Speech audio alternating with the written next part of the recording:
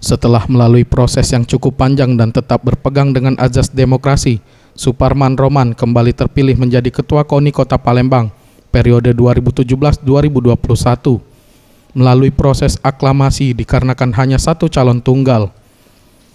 Menurut Suparman Roman, keputusan aklamasi terpilihnya kembali dirinya berdasarkan hasil keputusan rapat bersama cabur yang hadir.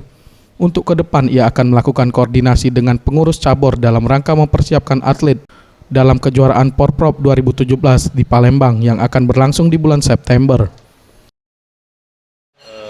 Tahapan pemilihan Ketua Umum KONI Kota Palembang untuk periode 2017-2021 dengan tetap kita berpegang berpedoman pada azas demokrasi, ternyata calon yang mengajukan diri dan juga memenuhi syarat itu hanya satu orang, kebetulan saya sendiri, sehingga di dalam forum Musyawarah kemarin didapat sebuah kesepakatan bulat bahwa secara aklamasi saya dipilih untuk menjadi Ketua Umum terpilih KONI Kota Palembang masa bakti 2017-2020. Kedepan, KONI Kota Palembang mematok juara umum Porprov 2017.